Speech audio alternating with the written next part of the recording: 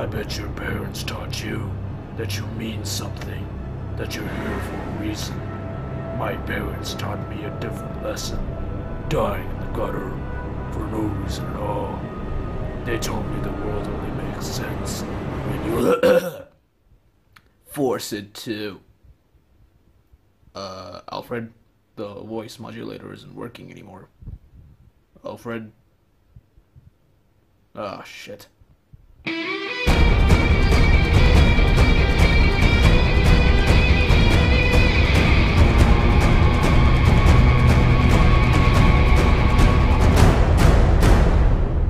Batman v Superman Dawn of Justice, the Ultimate Edition. It's different. You already know what the first Batman v Superman theatrical cut got. It got panned by critics. It was hated by critics, and a lot of fans hated it as well. However, there is a polarization that still exists. Look at that shit. Look at that.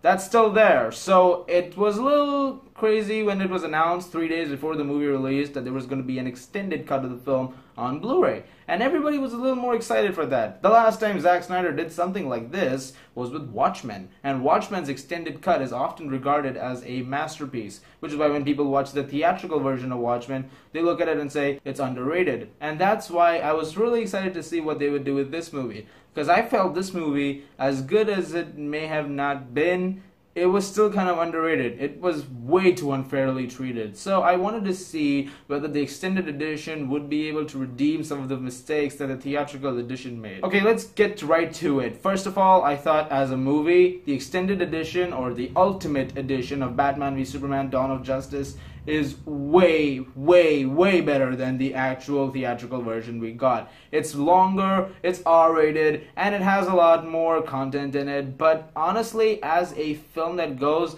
I can see a lot more people loving it, but it still has a couple of problems. It improves the pacing.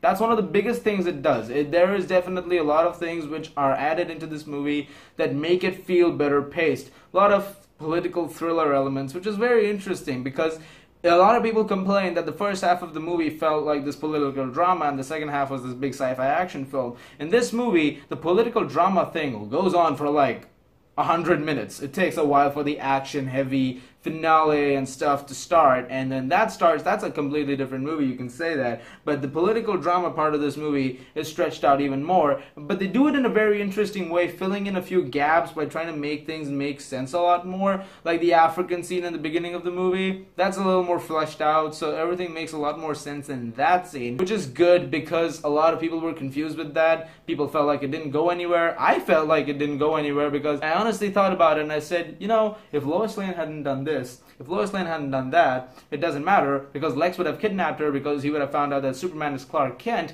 and then after that we would have ended up in a situation where Lois Lane is pretty much useless, isn't it? In this movie they flesh her out a lot more. She does a lot more stuff. She figures out a lot more stuff thanks to Jenna Malone's character, who's not Barbara Gordon.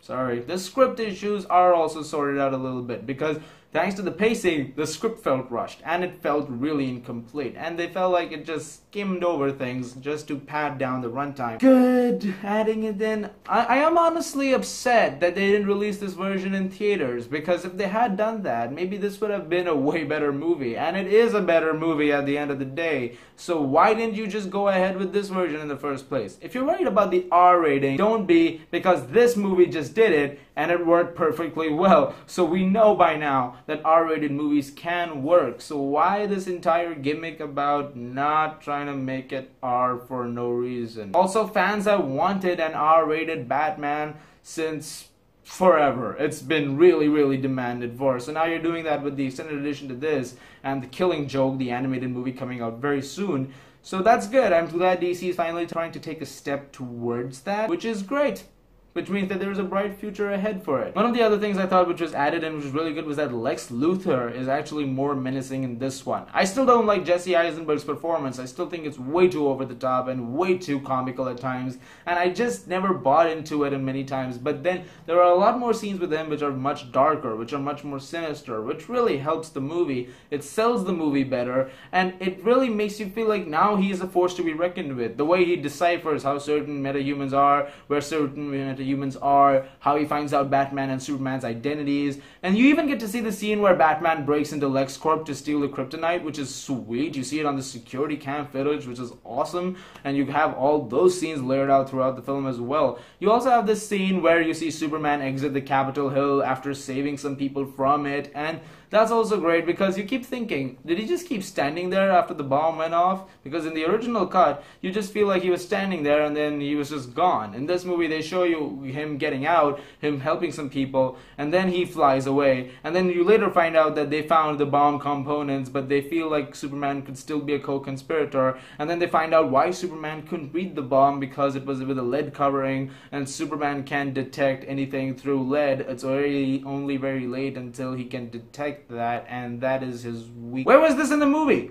Like, why wasn't this in the movie? If you added this in the theatrical cut, do you know how many people you could have not pissed off? But no, you pissed off everybody. You just had to piss off everybody for absolutely no reason. I'm not going to review this movie all over again and tell you all the stuff that I liked, but I'm just going to give you a quick synopsis of what I think of it now. These are like an updated thoughts, so to say. Everything else in the movie: Ben Affleck as Batman, Gal Gadot as Wonder Woman, Henry Cavill as Superman, Jeremy Irons as Alfred, the score, the direction, the cinematography, the visual effects, they're all still there. They're all still great, which is fine. All those things are still there and they're still good. But they've made improvements here to some of the biggest problems the original version had, which is like the pacing, and they've improved the script in places by adding in all these extra scenes of dialogue and tension, which make the film a lot better. Also, on a side note, I do have to mention the fact that they do add in a lot more scenes with Clark being investigative as a journalist. He goes to places in Gotham, he talks to citizens of Gotham who tell him about the Batman and the things he's doing,